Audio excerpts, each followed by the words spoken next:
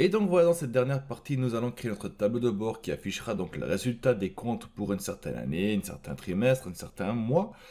Et ça conclura donc notre petite application de comptabilité. Je suis Daniel de Tutorin et c'est parti.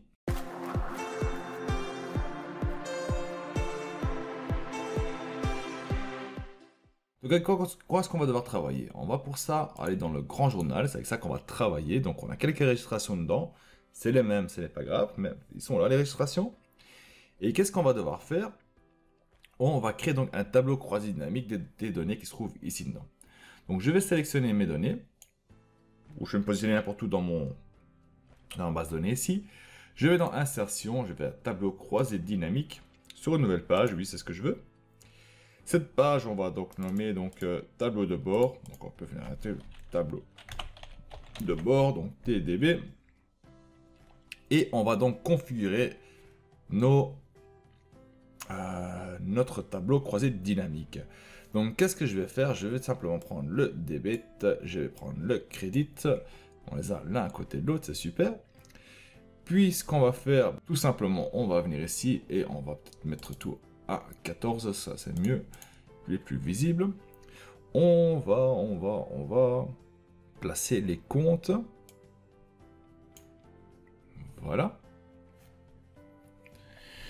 Et ce que j'aimerais bien aussi avoir, c'est de pouvoir les planifier. Ça veut dire compte 1, 2, 3, 4 et 5. Comment est-ce que je vais faire ça? Je vais retourner dans mon grand journal. Je vais ajouter ici quelque chose en plus. Et on va faire quoi? On va prendre donc order, donc le numéro de compte.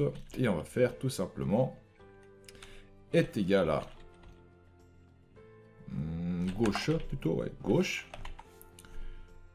De ça. Nombre de caractères, un seul. Hop, on ferme. Voilà. Donc ici, on va récupérer donc les numéros. Ce que je peux faire, j'ajoute encore un texte devant. Donc je peux faire ici devant.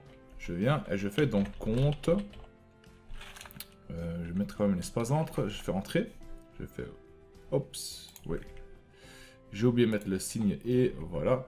Et on a donc compte 4, compte 5, ainsi de suite. C'est super, c'est ce que je recherche. On va le masquer.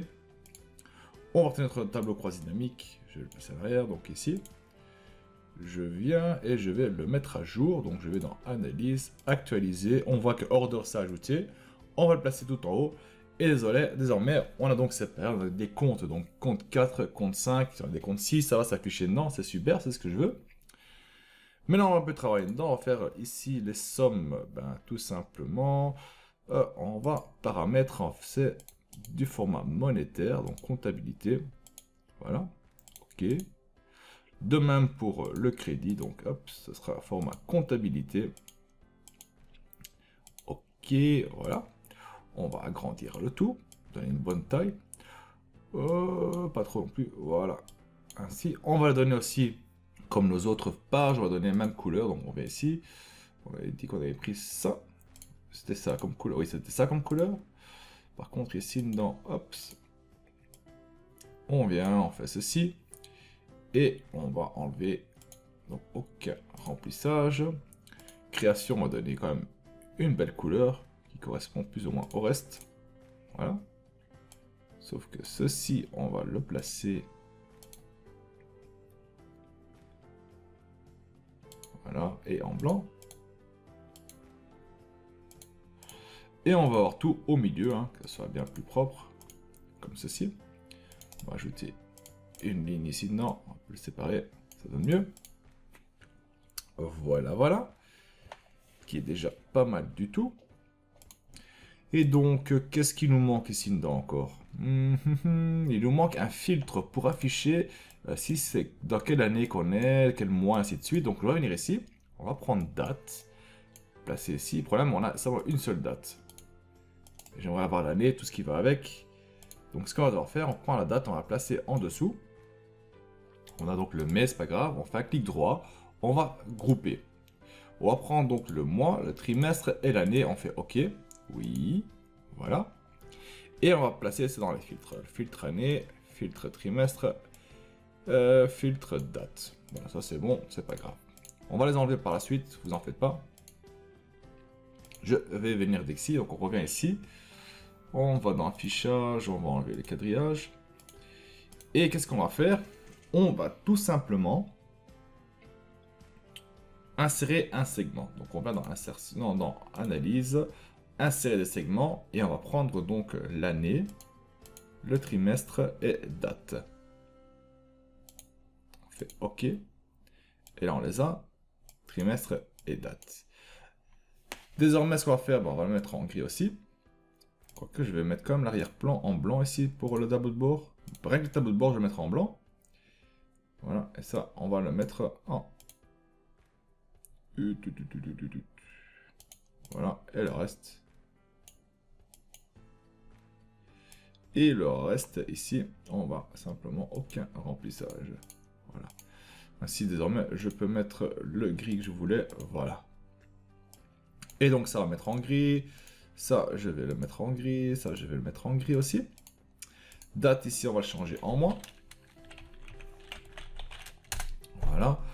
On va aller dans options, donc paramètres de segment, donc masquer les éléments sans données. Donc s'il n'y a pas de données, je ne vais pas les voir.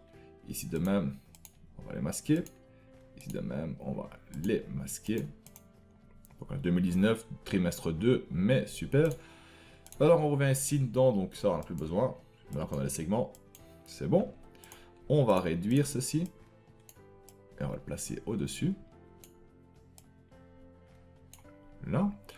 On va un peu travailler sur la taille, on va dire. C'est les mois. Hop. Descendre comme ceci. Trimestre. On va afficher.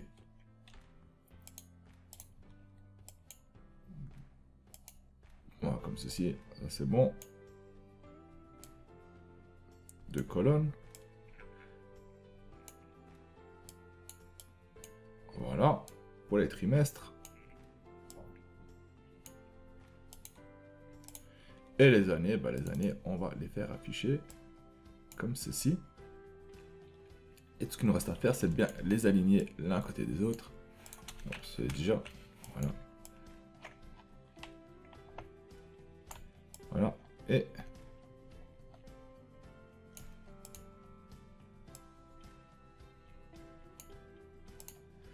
et voilà, donc nous avons nos années, nos trimestres et nos mois. Et voilà, cela, c'est parfait. Hein. Donc dorénavant, ça on peut, numéro journal, on peut marquer, on a terminé ça, donc ça on peut marquer des bêtes. Oh, des bêtes. Et, voilà. Oui, oui, je sais que tu l'aimes pas. Il faut mettre un espace, des bêtes, car c'est déjà espace crédit. Et donc, voilà. Et ceci, on va les agrandir.